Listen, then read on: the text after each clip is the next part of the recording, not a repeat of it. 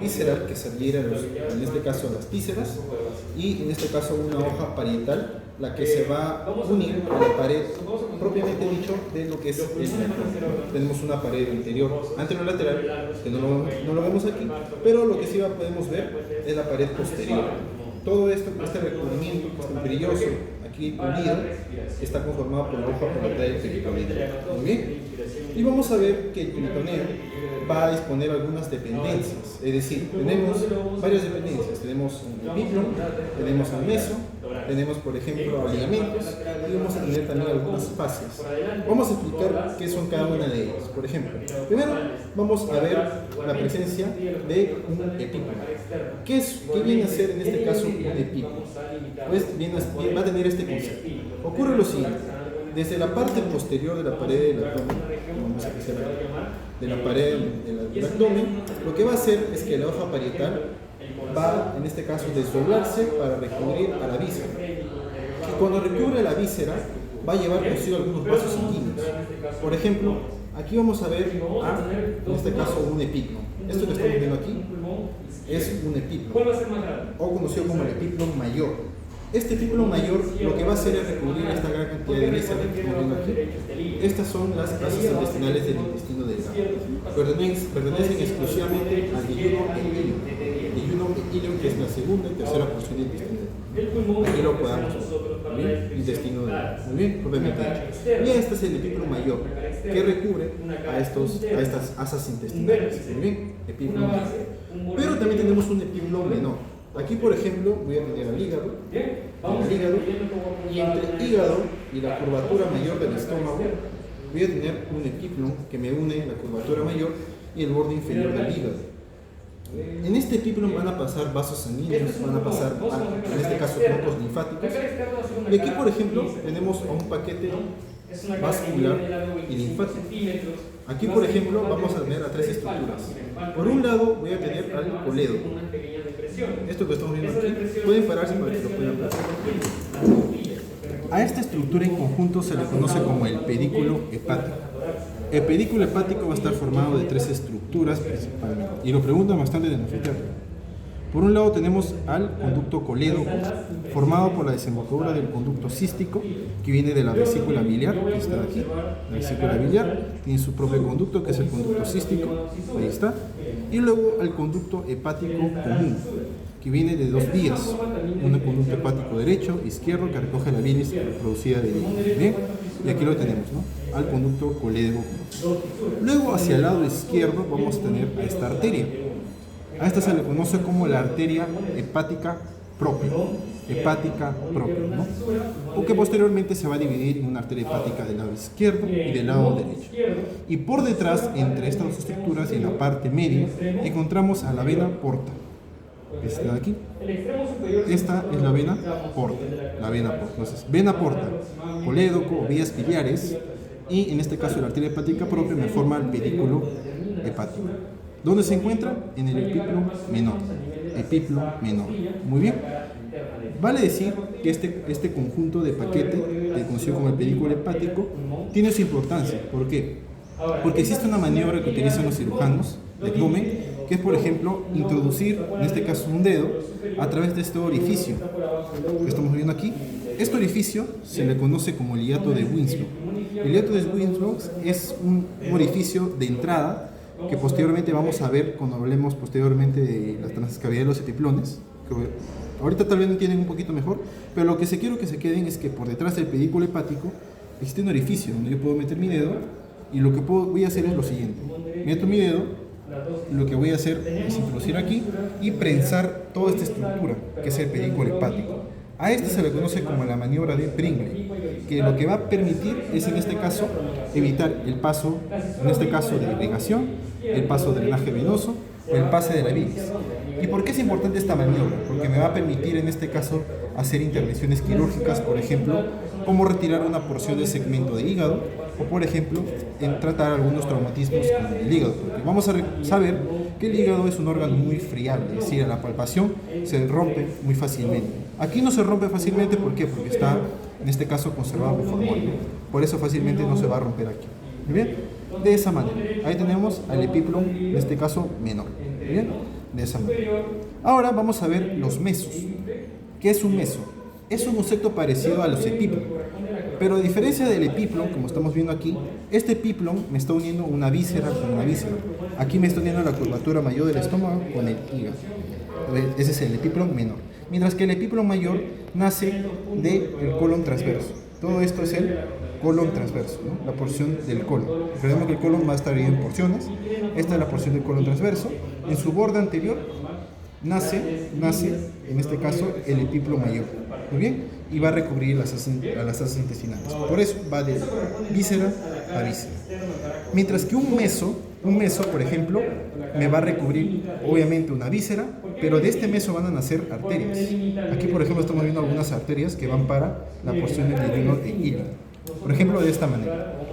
Más o menos a esta altura están haciendo el yeyuno, porque por debajo está el duodeno, aquí tenemos el yeyuno, y todo este enmarañado que estamos viendo aquí, yo voy a levantarlo para que ustedes puedan ver. Todo esto que estamos viendo aquí, más o menos hasta esta altura, todo esto es el intestino delgado, específicamente el yeyuno e ilion. Es muy difícil de reconocer a simple vista. Yo, por ejemplo, puedo coger en esta porción, pero yo no puedo identificar fácilmente si es yeyuno e ilion. Lo que se hace en algunos casos es, por ejemplo, visualizar la irrigación. Por ejemplo, en el yeyuno van a haber arcos arteriales o arcadas arteriales. Por ejemplo, a ver, voy a hacer uso de mi linterna para que todos puedan ver. Aquí, por ejemplo, estamos viendo un arco arterial. Aquí, por ejemplo, estoy viendo un arco arterial que estamos viendo aquí.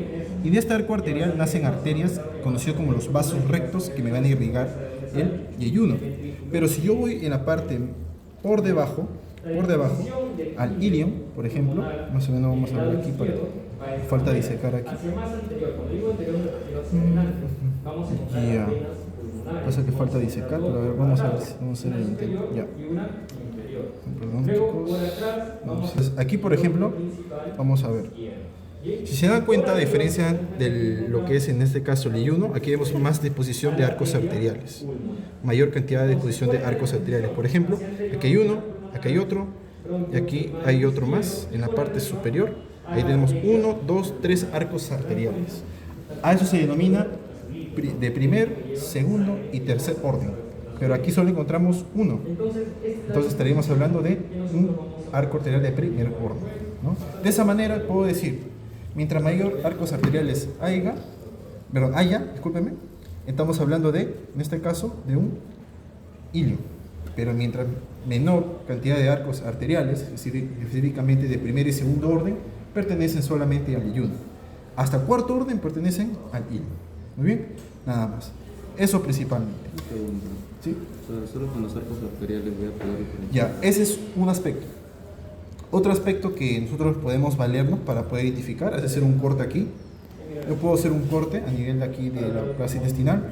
Abro y, por ejemplo, ¿qué voy a ver? Si se dan cuenta, todos están plegados. Estos son pliegues mucosos. Ocurre lo siguiente. Desde la parte superficial yo no voy a poder identificar fácilmente. Entonces hago un corte, por ejemplo, y aquí voy a ver mayor cantidad de pliegues. Pero si yo, por ejemplo, voy más a la parte inferior distal, los pliegues van a desaparecer.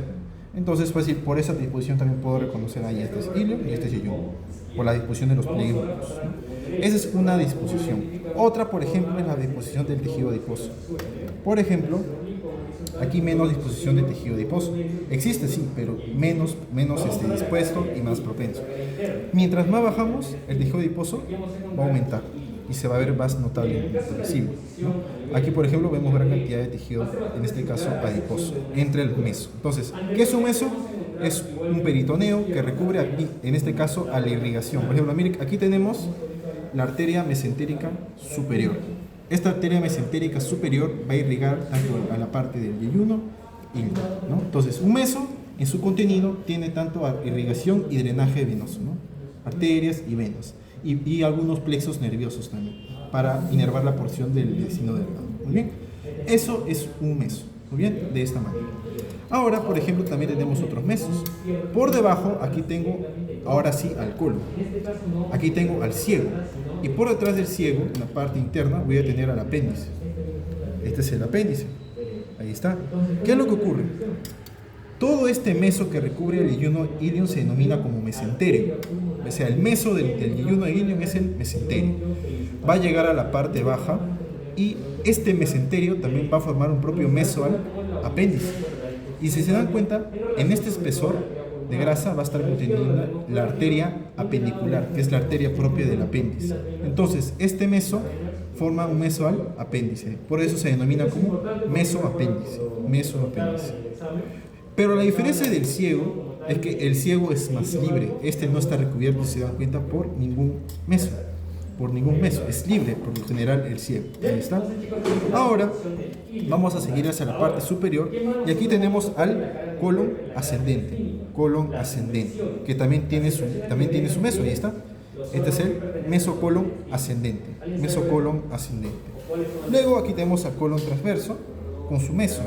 El mesocolon transverso. Y así, igualito, yo voy a desplazar a las heces intestinales del intestino delgado y vamos a ir a la otra porción en este caso el intestino grueso, ¿no? El colon. Tenemos aquí al colon descendente. También tiene su meso, ahí está. Y han retirado la hoja anterior para poder ver la distribución de los vasos, ¿no? Que posteriormente, aquí por ejemplo, tenemos una arteria, que es la arteria cólica izquierda, que viene de así tenemos, como tenemos una arteria mesentérica superior, también tenemos una arteria mesentérica inferior. Esta arteria mesentérica inferior se va a encargar de irrigar la otra porción distante del colon. Ahí está. Entonces tenemos la arteria cólica izquierda, que viene de la arteria mesentérica, en este caso inferior, para irrigar la porción del colon descendente, ¿no? A través del meso, conocido como el mesocolon descendente. Y por último, aquí tenemos la otra porción del colon, que se conoce como el colon sigmoideo. Y su meso sería mesocolon sigmoideo. Muy bien. Y aquí, por ejemplo, de esta arteria mesentérica inferior, aquí está una arteria cólica izquierda para irrigar la porción del colon descendente. Y estas arterias se denominan como arterias sigmoideas para la porción del colon sigmoideo a través de su meso. Entonces, un meso es una dependencia del peritoneo que contiene en su espesor vasos sanguíneos para la víscera.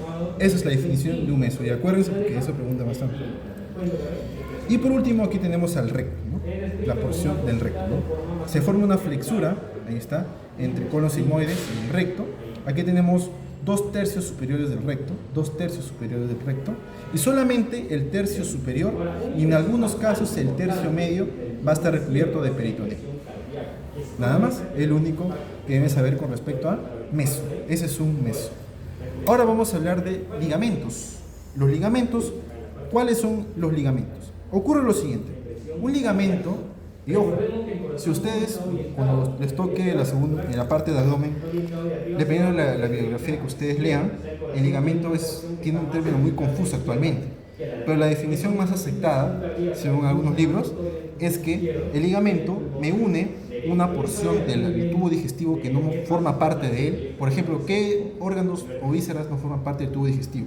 El hígado, páncreas, vaso, por ejemplo, o el útero. El útero también está replegado por peritoneo. Entonces, esas vísceras no pertenecen al tubo digestivo, pero sin embargo están cubiertos de peritoneo y se unen a la pared abdominal. Entonces, un ligamento me une una víscera que no forma parte del tubo digestivo, nada más, a la pared abdominal. Por ejemplo, aquí tengo el hígado. Aquí estamos viendo el músculo diafragma, que lo va a estar recubriendo el hígado por encima, y vamos a ver que en la línea media se separan las hojas parietales que vienen del abdomen y van a, en este caso, unirse en una sola, como un solo tabique que llega a la cara superior o la cara diafragmática del hígado y lo van a recubrir en todo su espesor, como estamos viendo aquí. A esta formación o dependencia de peritoneo que viene de pared a víscera que no pertenece al tubo digestivo se denomina ligamento. Este es un ligamento, que dicho de otra manera también forma parte del medio de fijación del hígado, que lo mantiene en su posición. Este es conocido como el ligamento falciforme o suspensorio del hígado. Pero ¿qué es lo que ocurre? Esa denominación de suspensorio no es del todo cierta. ¿Por qué? Porque vamos a ver, por ejemplo, posteriormente cuando hablemos, por ejemplo, de vena cava inferior, que lo vamos a poder encontrar aquí, por ejemplo, a este nivel. Aquí encontramos, por ejemplo, vamos a ver aquí. Ya, aquí está. Esta que estamos viendo más o menos, esta es la arteria, este es el esófago. Ya, aquí está. Ahí está. Esta es la vena cava inferior, ahí está. Está cubierto por el diafragma. La vena cava inferior atraviesa el diafragma a nivel de la vértebra T8. A ese nivel va a atravesar la vena cava inferior el diafragma. ¿Y qué ocurre con la vena cava inferior? La vena cava inferior se pega a la cara posterior del hígado. Y del hígado salen venas, las venas hepáticas o suprahepáticas. Existe una del lado derecho, una del lado izquierdo y una media. Todas estas venas prácticamente, si nosotros retiramos todo el parénquima del hígado, vamos a ver, y existe una técnica que utilizamos nosotros que es la represión. Es decir, nosotros utilizamos un líquido que cuando se solidifica da la forma solamente con las venas y las arterias del propio víscera, le da la forma completa a la víscera. Entonces, si nosotros hacemos una represión al hígado, prácticamente todo el hígado está formado por las venas, las ramificaciones de las venas suprahepáticas. Quiere decir que esa vena cava inferior, con todas las venas suprahepáticas que llegan a esta, obviamente la vena cava inferior va a ser el verdadero medio de fijación del hígado. O sea, en pocas palabras, tenemos medios de fijación activos o verdaderos, que es lo que realmente sostienen al hígado. Es decir, yo puedo cortar este ligamento suspensorio y el hígado sigue en su posición. Entonces, el suspensorio como tal no cumple la función de un ligamento suspensorio, ¿no? El que es el verdadero ligamento, el verdadero es la vena cava inferior. Es el verdadero ligamento suspensorio. Y eso lo dicen todos los libros. Ligamento falciforme que es accesorio. Y hacia los lados vamos a tener, por ejemplo, otro ligamento como tal.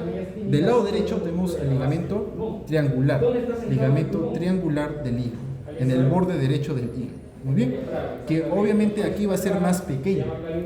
Voy al lado izquierdo y vemos aquí al otro ligamento triangular, que es más extenso y más alargado que del lado derecho. Muy bien, y muchas veces es más constante que del lado derecho, el izquierdo. Muy bien, otro ligamento, en este caso que pertenece al hígado. Y también vamos a tener un ligamento que recubre en todo su espesor al hígado. Todo esto que estamos viendo aquí, este es un peritoneo que recubre a la superficie del hígado y se denomina como ligamento coronario. Y ojo, el hígado, no todo el hígado va a estar recubierto de peritoneo. Las dos únicas porciones que no recubren al peritoneo son en su cara posterior, aquí podemos ver, porque va a estar en contacto con el músculo diafragma y por lo tanto no entra en contacto con la cara posterior del hígado. Mientras que, por ejemplo, en su cara inferior, aquí tenemos a la vesícula. Pero ¿qué ocurre con la vesícula? La vesícula se adhiere a la cara inferior. Y todo el peritoneo que recubre su cara inferior va a pasar por encima. Entonces, lo que está por debajo de la vesícula biliar, que pertenece al hígado, no va a estar recubierto. Entonces, esas son las dos únicas secciones del hígado que no van a estar recubiertos por el peritoneo. Muy bien, esas son los ligamentos, por ejemplo, ¿no? Para que tengan una noción.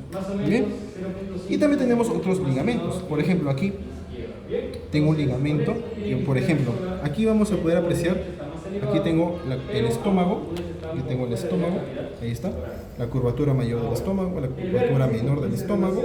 Aquí vamos a ver, por ejemplo, el vaso, y entre vaso y la cara posterior del fondo, o en este caso, de la tuberosidad mayor del estómago, existe esta dependencia de peritoneo. Pero esta dependencia de peritoneo me está uniendo, en este caso, el páncreas con la cara posterior del estómago. Es decir, recordemos que en este caso, el vaso con la cara posterior del estómago. Recordemos que el vaso, en este caso, es una glándula anexa, entonces no pertenece al tubo digestivo. Por lo tanto, ya se denomina un ligamento. Este ligamento se denomina como ligamento gastroesplénico. Recuerden que esplenio viene de vaso, es lo mismo. Entonces, ligamento, en este caso gastroesplénico. Y algunas veces aquí también tenemos algunas arterias mínimas, pequeñas, que no tienen tanta relevancia si se rompen, por ejemplo, una cirugía. Ahí está. Y por detrás, por ejemplo, aquí voy a tener al páncreas. Aquí tengo la cola del páncreas. El páncreas se divide en porciones: cabeza, cuello, cuerpo y cola. La cola del páncreas, por ejemplo, va a estar unido por detrás al vaso a través de este ligamento. Esos son vasos sanguíneos que van desde la cola hacia, en este caso, el vaso. Este ligamento se conoce como ligamento pancreatoesplénico. Nada más, ligamento pancreatoesplénico. ¿Listo? Esos son los ligamentos que mayormente vamos a poder visualizar. Muy bien. Ahora vamos a hablar de fascias.